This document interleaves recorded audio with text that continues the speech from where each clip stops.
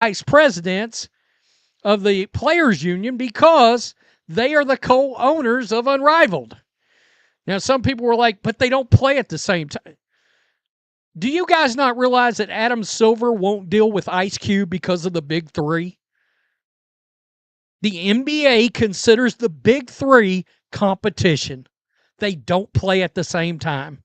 They might have a few straggler games, a couple of weeks where they cross, but for the most part, nah, it's in the off season.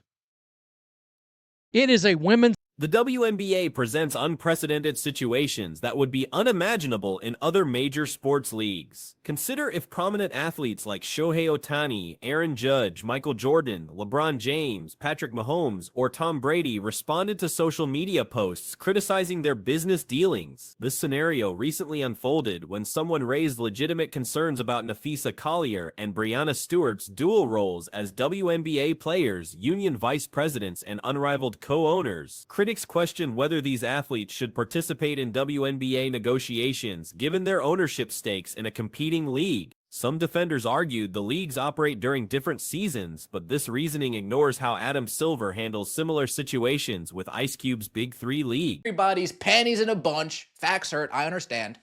That forced Napheesa Collier to respond. So let me get this straight.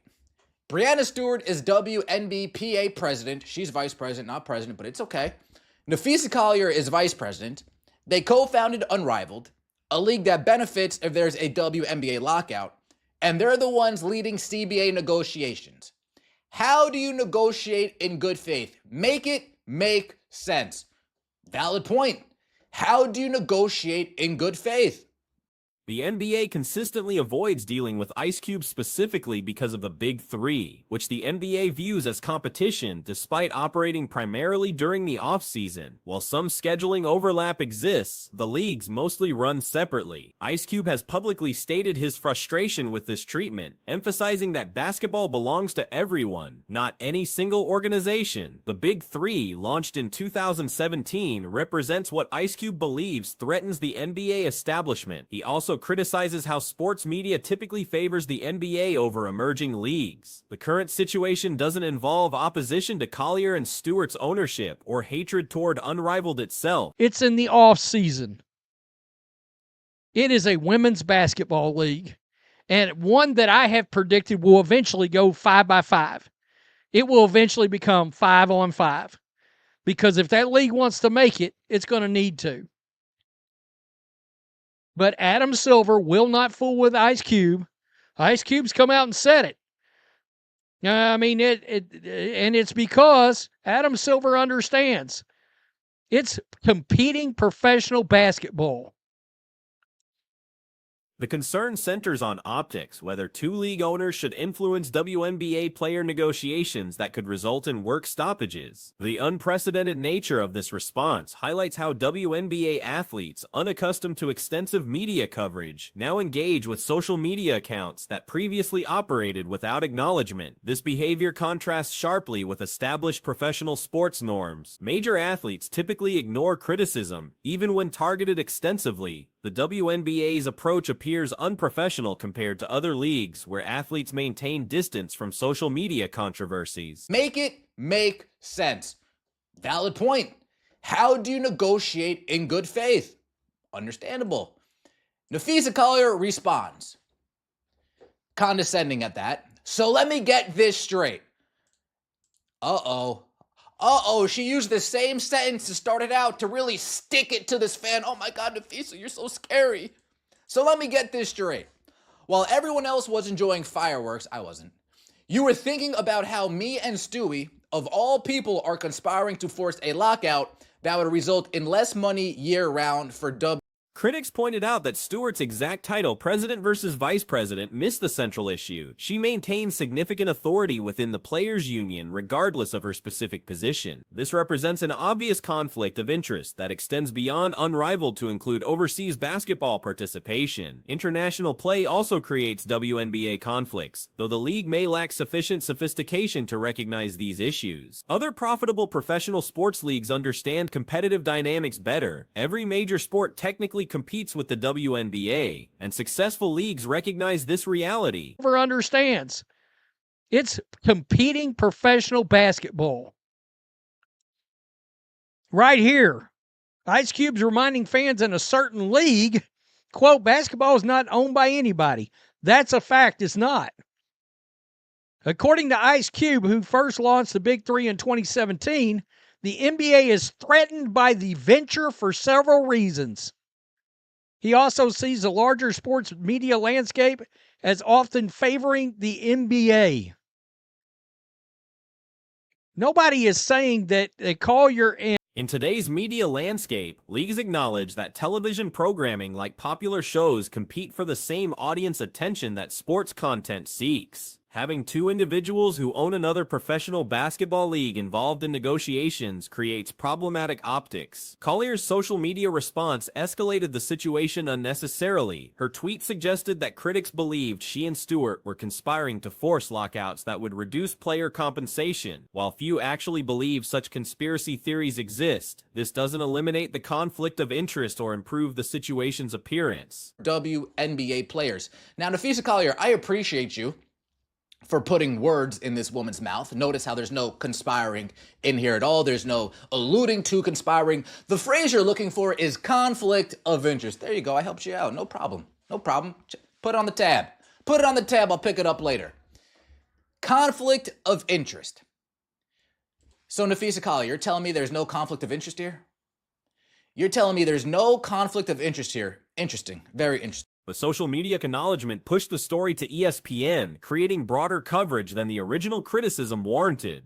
ESPN reported that Collier and Stewart denied any conflict between their Unrivaled and WNBA roles, claiming their dual involvement actually highlights areas needing improvement. Stewart told ESPN that rather than creating conflicts, their experience offers valuable insights. She pointed to Unrivaled's television deal success and the engagement generated by their 3 games per week format as examples of what the WNBA could adopt. nobody is saying that Collier and Stewart shouldn't own the league, and nobody's hating on Unrivaled. I've seen that narrative. Everybody's hating on Unrivaled. No, we're not. We're just saying maybe the two people that own the league, from a perception optics standpoint, might not ought to be involved with WNBA player negotiations that could involve a lockout.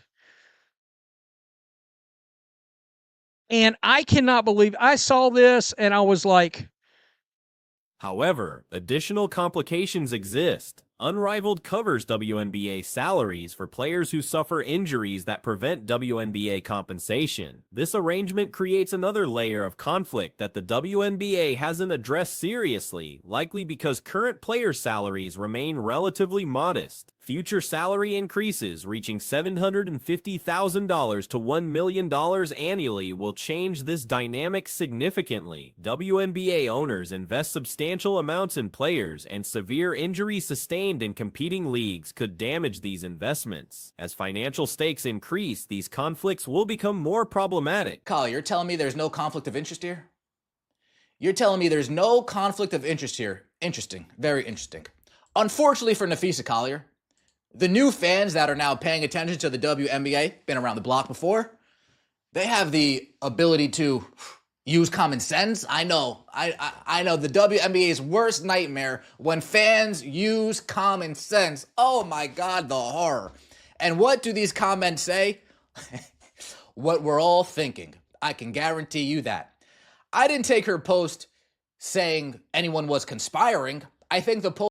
Social media accounts associated with Unrivaled teams have openly discussed extending their season if WNBA lockouts occur. One team account suggested they anticipated strikes if the league didn't implement changes, asking followers about potential extended Unrivaled seasons during work stoppages. These public statements from what appear to be official team accounts demonstrate how openly the competing league discusses benefiting from WNBA labor disputes. While Collier and Stewart likely don't actively strategize to benefit Unrivaled at the WNBA's expense, the appearance creates significant problems. And I was like, she really answered this tweet? These players are so used to no coverage that now they're acknowledging accounts that's, I mean, this league is wildly unprofessional. I mean, I just can't even believe. I mean, can you imagine? Look, when black and white sports started in 2020,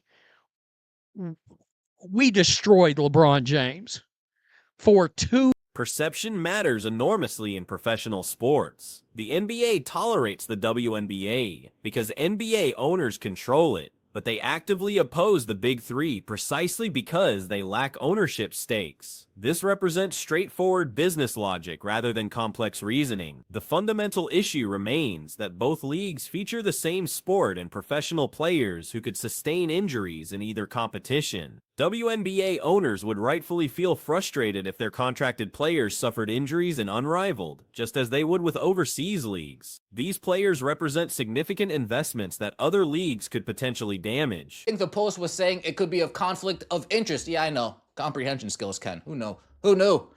And you're clapping back at someone on X who has 300 followers and also happens to be correct. Look, Evelyn is clearly over the top, but you owning a team, you owning a league that wants the same talent pool is inherently a conflict of interest.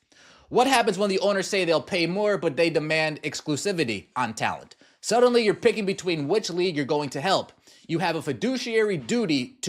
Some observers fail to understand why simultaneous seasons matter, missing the point entirely. Professional leagues in the same sport create inherent conflicts regardless of scheduling. Players serve as valuable commodities who could suffer career-affecting injuries in competing leagues. The situation highlights broader questions about the WNBA's business sophistication and understanding of professional sports dynamics. The league's handling of obvious conflicts suggests limited awareness of standard industry practices that other successful leagues have established. The WNBA faces a significant ethical dilemma that has sparked heated debate among basketball enthusiasts. The situation involves two prominent players who hold dual roles that create questionable circumstances. Logic and reasoning seem to be in short supply when examining this particular scenario. LeBron James for 2 years. Probably 50 million views. LeBron James never came after us. I mean, look, I'm not a big LeBron James guy. He never one time, I mean, generally professional athletes don't. And they're bothered by everything. And look, some people tried to come after Evelyn DR because she said Breanna Stewart. A basketball supporter raised crucial concerns about the problematic dual positions held by Napheesa Collier and Breanna Stewart. These athletes simultaneously serve as co-creators and co-proprietors of the Unrivaled League while maintaining influential positions in WNBA collective bargaining discussions. This arrangement presents obvious ethical complications that any rational observer can recognize. However, traditional supporters continue to defend this arrangement aggressively, prompting Napheesa Collier to issue a public statement addressing the controversy. The criticism that ignited widespread discussion centered on factual observations. The message highlighted how Breanna Stewart holds the WNBPA vice presidency position, while Napheesa Collier serves as vice president. Together, they established Unrivaled, a competition that would gain advantages from any WNBA work stoppage. These same individuals are spearheading collective bargaining discussions. The fundamental question remains, how can authentic negotiations occur under these circumstances? The inquiry demands logical explanation. Napheesa Collier responded with a dismissive tone, using condescending language to address the concern. Picking between which league you're going to help. You have a fiduciary duty to Unrivaled. What happens when they say they won't pay more and you should just pay them yourself with the money from Unrivaled? This is a great point. The owners bring up this point. This is the owners' time to sit amongst each other, collaborate, and get some hard lines they won't move on. Because one contract gets moved to the next team, well, now they got to pay it. One contract, well, now they got to pay. So this matters here. Fine. You guys want max players to get $1 million contracts? Perfect. $1 million contracts for max players. Her response attempted to reframe the situation by suggesting critics believed she and Stewart were actively plotting to create a work stoppage that would reduce player earnings throughout the year. This characterization misrepresented the original concern, which focused on ethical conflicts rather than conspiracy theories. The core issue involves competing interests, not coordinated schemes. The ethical conflict becomes undeniable when examined closely. New basketball followers who bring fresh perspectives and analytical thinking to the sport can clearly identify these problems. Common sense application creates challenges for league officials who prefer less scrutiny. Public reactions supported the original concern. Observers noted that the criticism never suggested conspiracy, but rather highlighted potential ethical conflicts. The response demonstrated reading comprehension issues and defensive reactions to valid concerns from a supporter with limited social media following who happened to be correct. Because she said Breanna Stewart was the president of the Players Union.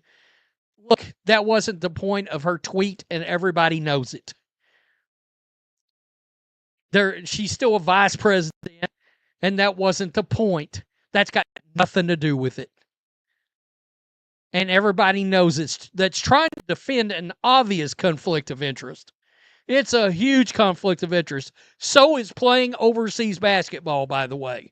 While some reactions may seem excessive, owning a team or league competing for identical talent pools inherently creates ethical conflicts. Situations arise where owners might offer higher compensation while demanding exclusive talent access. This forces individuals to choose between supporting different leagues. Fiduciary obligations to Unrivaled create additional complications. Alternative scenarios involve owners refusing increased payments while suggesting self-funding through Unrivaled profits.